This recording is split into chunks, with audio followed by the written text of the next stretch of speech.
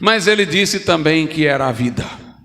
A terceira coisa, Jesus é a vida. Um incrédulo não sabe definir o que é vida, a não ser que seja orgânica, coração batendo, cérebro funcionando. Ele conhece mais sobre a morte do que sobre a vida. Talvez ele defina assim a vida, é não estar morto. Ele não tem nenhum conceito positivo de vida, só tem um conceito negativo, é não morte. Mas o crente tem um conceito positivo, a vida é Jesus. A vida é Jesus. A Bíblia diz que antes de conhecer a Cristo, nós estávamos mortos, apesar de fisicamente vivos, organicamente vivos. Estávamos mortos em delitos e pecados, separados de Deus pela dureza do nosso coração, alienados da fonte de vida, da matriz da nossa existência. Mas fomos vivificados juntamente com Ele.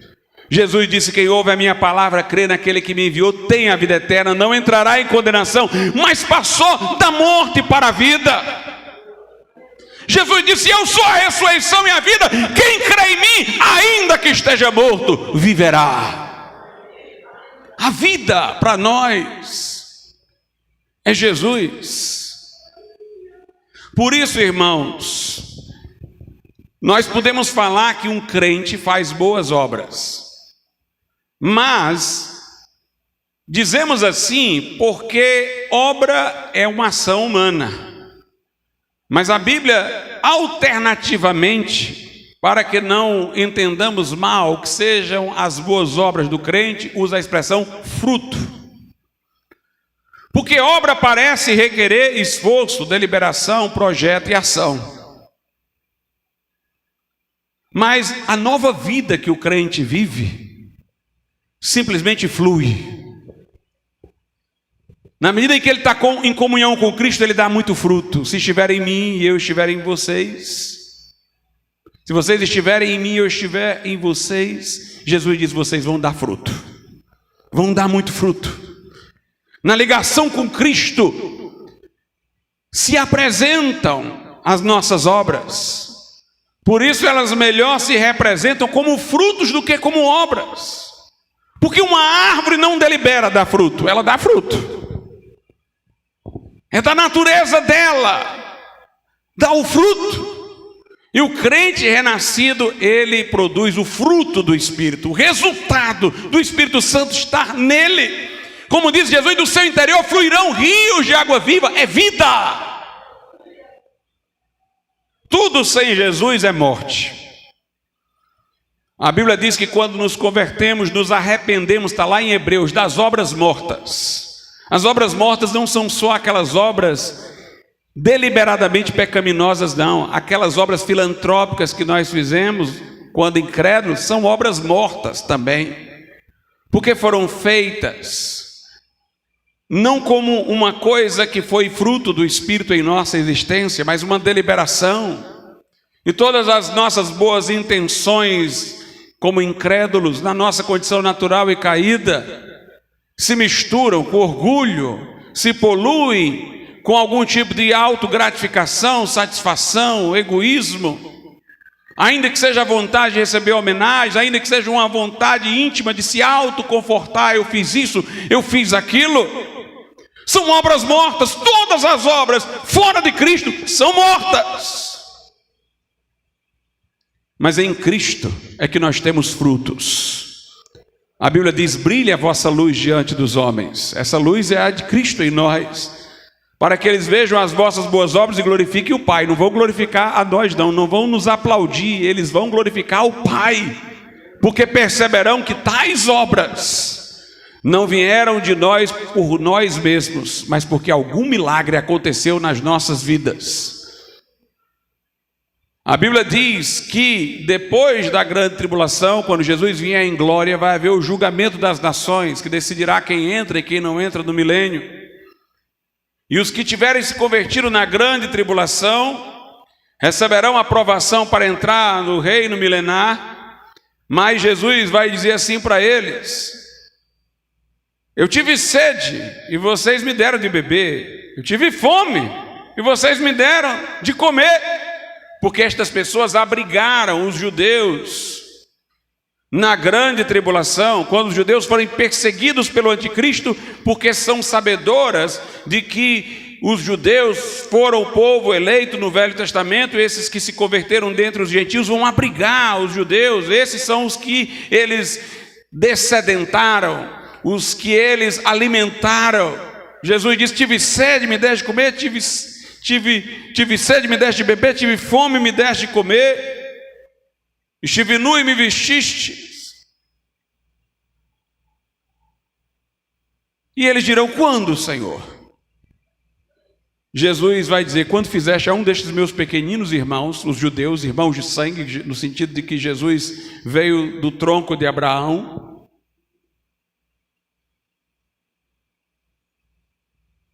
tudo que fizeste a esses meus pequeninos irmãos, a mim fizestes.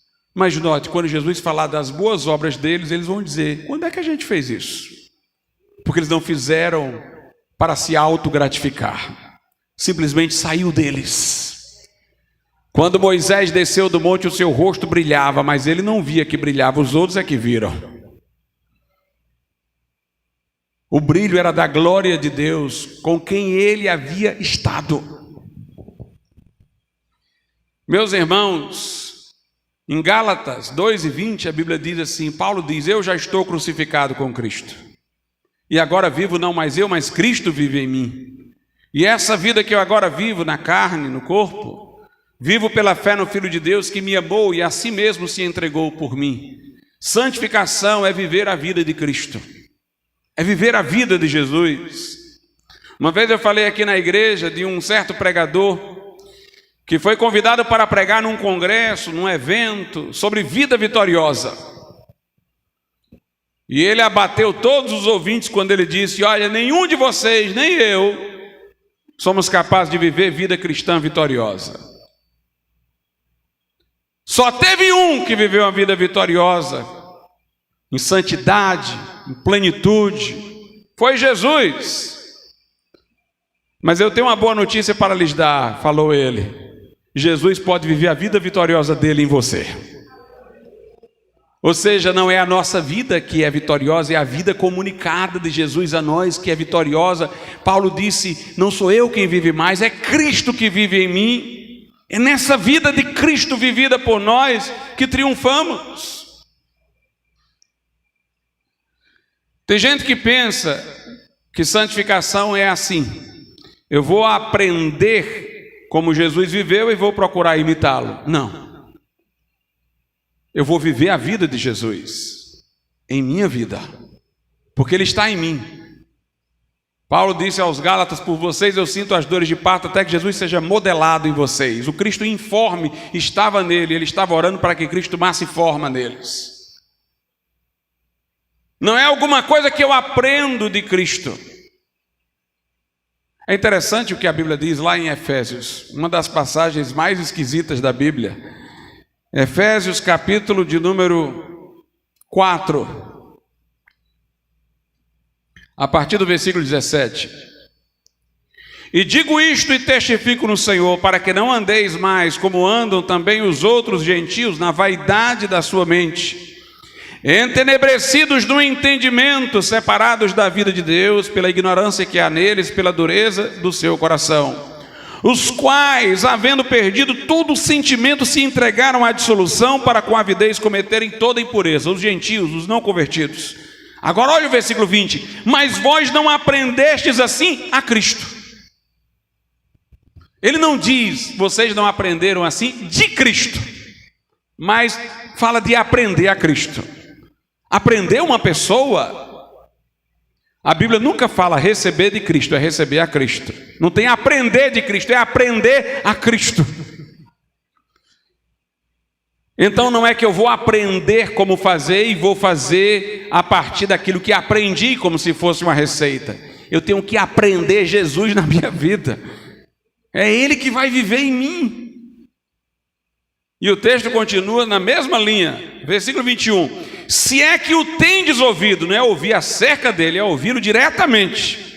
E nele fostes ensinado. Eu não fui ensinado acerca dele, eu fui ensinado nele. E nele fostes ensinado como está a verdade em Jesus. A verdade não é de Jesus, a verdade está em Jesus.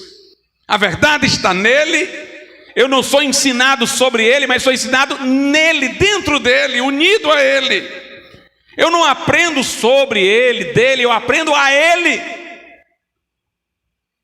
É Jesus em nós, é Jesus manifestando sua vida em nós. Jesus é o caminho, a verdade e a vida, é a plenitude. Ele é que vai dar sentido à história, ao cosmos. Ele é que quer entrar no nosso coração e ser a nossa vida. Ele é o caminho de volta para Deus, é o método de Deus. E tudo isso que Ele o é com exclusividade. E ninguém vem ao Pai senão por mim. Vamos ficar de pé.